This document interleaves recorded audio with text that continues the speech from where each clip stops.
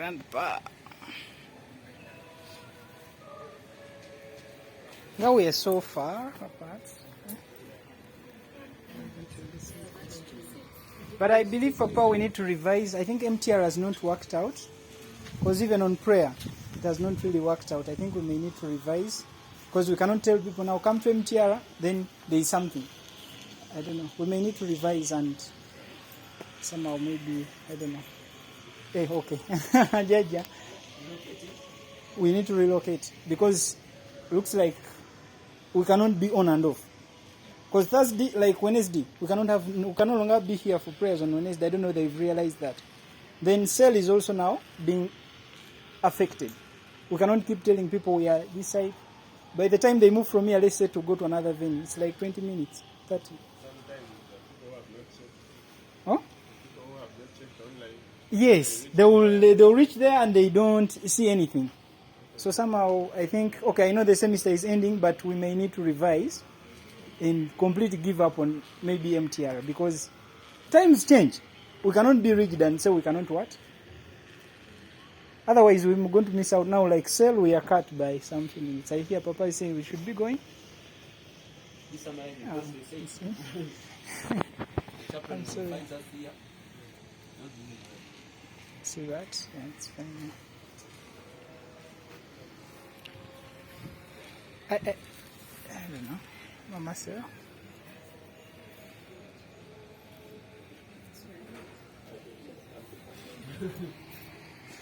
Praise God. Amen. Hallelujah. That's why people God is good.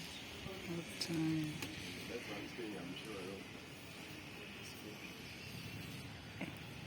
Yeah, talking about commitment. I'm sure we all know something about commitment. And I know people have shared in my absence. So I don't want to repeat what they share. But I have some scriptures I want us to look at. You can just write them down if you don't have a Bible. Because they are more important. You can go and look through them and think about them and get revelation that nobody has even ever spoken. So I want us to look at Matthew 16.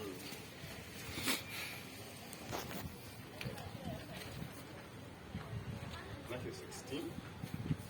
Those who have Bibles, are you there? Matthew 16, chapter verse 25.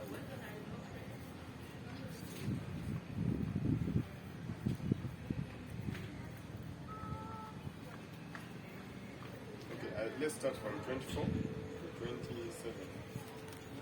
24 to 27. Let me just read quickly. Matthew 16, 24 to 27. Then Jesus said to his disciples, if anyone desires to come after me, let him deny himself and take up his cross and follow me. For whoever desires to save his life will lose it, and whoever loses his life for my sake will find it. For what is a man profited if he gains the whole world and loses his own soul? Or what will a man give in exchange for his soul? I want you guys to memorize verse 26. I want you to memorize it so that it can be a memory verse. Okay. I'm used to teaching leaders when I'm teaching life interaction. So I'm going to ask us a question. I'm going to ask us a question. In the verses we have read, I want you guys to identify verbs that describe commitment. Yes? We all know verbs. Yeah. What is a verb? Let us doing what? Praise the Lord. So commitment, actually ministry that we do has a lot to do with doing what? Not just spoken words. These days we have a lot of believers who speak too much but do very little. Such are a loss to the kingdom of God. Praise the Lord. Amen. When I was at campus, I had brothers who became pastors even before me, but they went with retakes without graduation. But they were speaking too much. They could speak and everybody can reserve the chairs, but they were doing very less.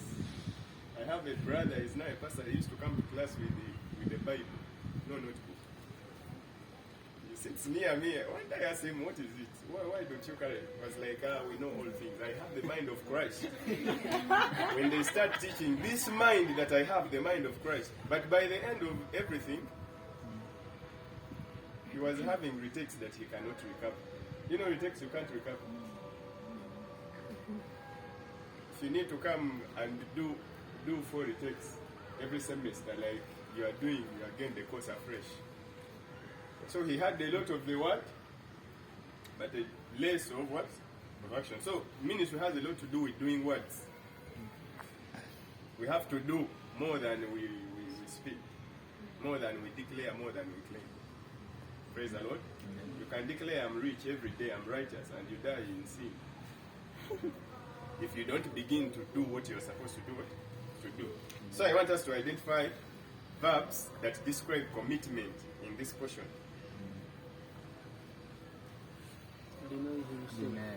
Deny yourself. Praise the Lord. If you want to commit to the kingdom of God, it involves denying yourself. That actually means making sacrifices where necessary. Praise the Lord. There is a time your fellowship needs you, but there is something you are supposed to be doing. So if you give it up, every time you give up something which is for you, every time you give up something which was going to make you happy, or which was going to make you feel good, and then you give it up for ministry, or for service, or for God, or for God's people, you are actually displaying commitment to Christ. Because we are supposed to be more committed to God more than anything on earth. Praise the Lord. We are supposed to be more committed to the things of God more than any other thing. Praise Jesus. So, denying yourself. Now, this is Jesus, and he was speaking this to his new friends that he had called. They were still new, they were not experienced, and he's telling them you have to do what? To deny yourself. Another verb? Take. Huh? That is in which verse? No, we're reading Matthew 16. We are in Matthew 16. Yes. 16:23. Deny, there is a take. Huh? Deny. You read the Matthew 16:24. But we're reading 16:26 here. 24 said, then Jesus said to his disciples, if anyone desires to come after me, let him deny. So that's the first verb. Deny, let him deny himself. So the second verb? Lose. Lose his. By the way, once you learn to identify those things, you identify when you're reading a Bible as a leader or as a minister. This is how I read. When you want to understand the Bible, you first observe. You read a portion of scripture, and if it is important to read your Bible while writing with a pen and a book. Some of us will just go through, but you write. You ask yourself in this scripture, what do I observe? What are the observations? What things do I see in this? And you note them down. Praise the Lord. Then you ask yourself, applications. How do I apply this word in my life? And you will get them how to apply, and you will also note them down. That will help you very much in your prayers. Praise God. Yeah, it's one way of understanding the Bible well. You see observation, there are things which are physical, and you will see that this happened here. And then you will see, I can use this to change here, I can use this to pray for this, I can use this to adjust here. So you look at observations and applications.